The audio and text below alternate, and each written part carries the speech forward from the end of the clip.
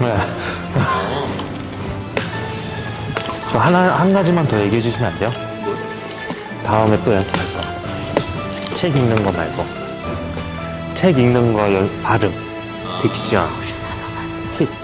네. 일단 찍고 있죠? 잠깐만요. 저도 옆에 가서 지금 갑자기? 갑자기. 다음에 연습할 거, 제가. 다음에 연습할 거? 네. 다음에 연습할 거는 보통 말을 말을 할 할 때. 때 예. 입이 많이 안 움직일 거예요, 사람들이. 네. 근데 사람들은 원래 우리가 발음을 잘 이야기하려면 턱까지 움직이면서 이야기를 해야 돼요. 아, 예를 들면 왜요? 5분 있다가 예를 들면 우리가 그냥 보통 안녕하세요 그러지 입 안 움직이도 복화술이라고 안녕하세요 이럴 수 있죠. 저도 근데 최근 들어서 그 버릇이 생긴 것 같아요. 그냥 사람들이 귀찮거든. 안녕하세요 반갑습니다 그냥 이러는데 네. 입이 부지런해야 돼. 턱이 턱이 안녕하세요. 안녕하세요. 지금까지는 안녕하세요. 그냥 턱 안 움직이죠. 안녕하세요 반갑습니다 안녕. 하는데 저는 방송할 때 안녕하세요 반갑습니다 이렇게 해요. 안녕하세요. 이건 좀 과장된 반갑습니다. 거긴 하지만 예. 이런 식으로 이런 식으로 이야기를 한다라고 생각하고 입을 움직여요. 그러면 발음이 훨씬 더 정확해져. 근데 입 모양이 안 이쁘잖아요. 너무 내 모습이 흉할 그러니까 것 처음에 같은데. 연습할 때, 네. 그러니까 연습할 때는 이렇게 하라는 거죠. 턱이 막 자유자재로 움직이게 입도 크게 벌리고 예. 우리가 아, 에, 이, 오, 우 할 때 입을 찢어서 막 연습을 하잖아요. 발음 연습을. 네. 그걸 그러니까 평소 때 연습을 할 때는 그렇게 하는 거야. 안녕하세요. 이렇게 여기를 풀어주는 거죠.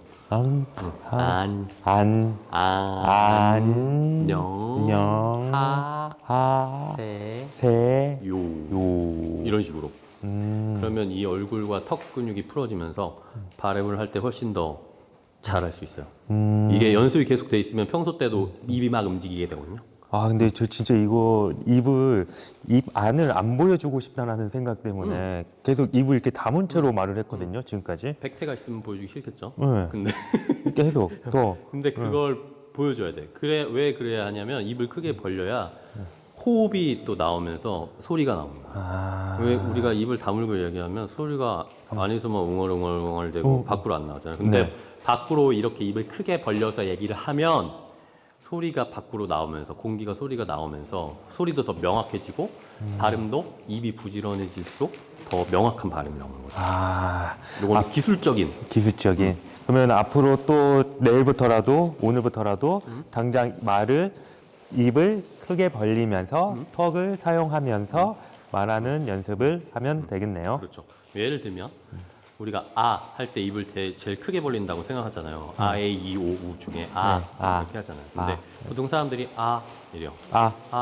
이러죠. 에, 이, 오, 우. 근데 저 같은 경우는 턱까지 열면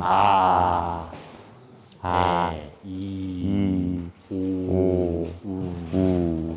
이런 식으로. 이게 많이 하다 보면 아플 거야. 아프고 제가 턱이 많이 발달돼서 그게 더 좋은 점이 있는 건가요? 아니면 턱이 발달된 거하고는 상관이 없는 건가요? 그거는 상관은 크게는 없고, 근데 여기가 풀리는 게 훨씬 좋죠. 평소에도. 먹을 때도 좋겠죠? 먹을 때도, 이렇게 먹죠. 쌈 싸 먹을 때. 그런 것처럼 입을 내가 많이 벌릴 수 있어야 소리도 더 명확해지고 더 큰 소리를 낼 수도 있고 하는 겁니다. 입이 부지런해야 된다. 입이 부지런해야 된다. 턱을 이용해 생각을 하면서 말하는 연습을 좀 더 해봐라. 평소에 뭐 책을 읽는 그 낭독 연습을 한다. 예. 그러면 그때는 좀 오늘은 배규상님을 만났습니다. 이런 식으로 연습을 하는 거죠. 근데 평소에 이제 나중에 일반적으로 사람을 만난다고 하면 안녕하세요 배규상님을 만났습니다. 이렇게 하면 되죠. 근데 그게 내 얼굴에 근육과 턱이 이게 연습이 되어 있으면 그걸 만들어야 되는 거야.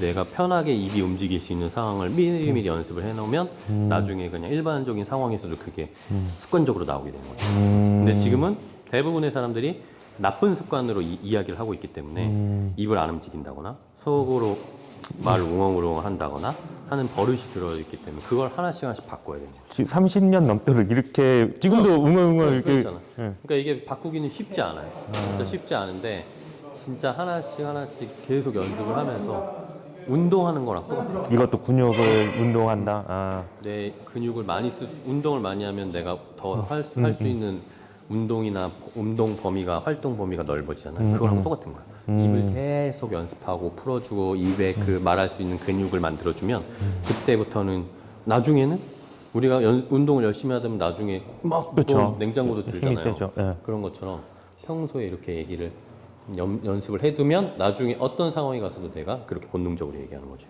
습관을 바꾸는 거. 습관 바꾸기. 일단 입을 이- 부지런하게. 부지런하게.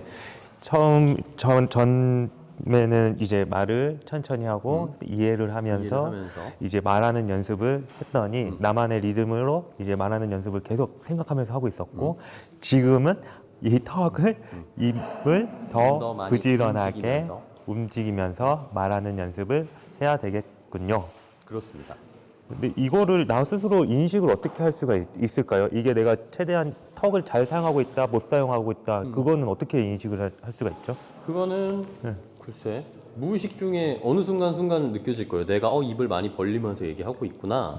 이게 그러니까 그게 연습이 많이 되어 있어야 되는 게 기본 전제고.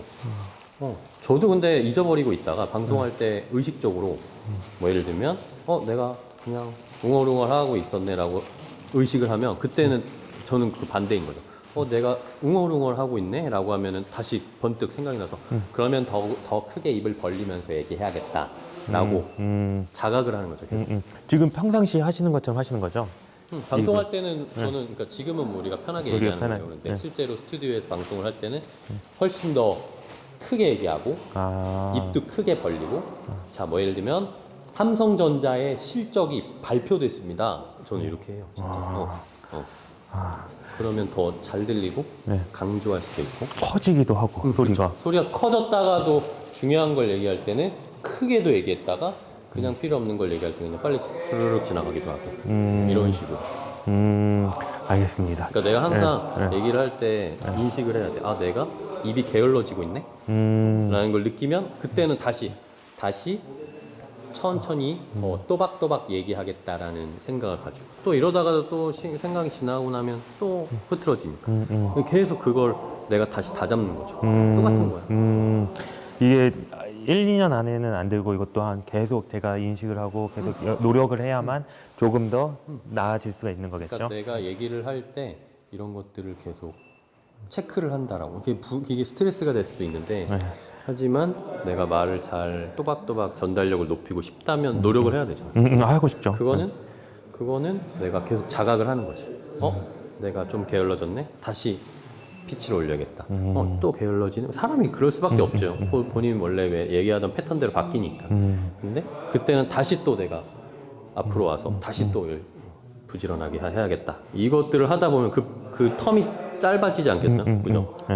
더 짧아지거나 아니면 더 길어지겠죠. 텀이 더 길어지겠죠. 내가 그래. 계속 잘 얘기하고 있었는데 이 정도 되니까 또 내가 풀어지네? 하면 다시 또 잡고 생각하고. 그런 식으로. 알겠습니다. 감사합니다. 더 열심히 노력해 보도록 하겠습니다. 뿅. 이거 유튜브에 올려도 돼요? 괜찮아요? 감사합니다. 계속 이렇게 좀 연습하고 계속 나아지는 걸 하려고.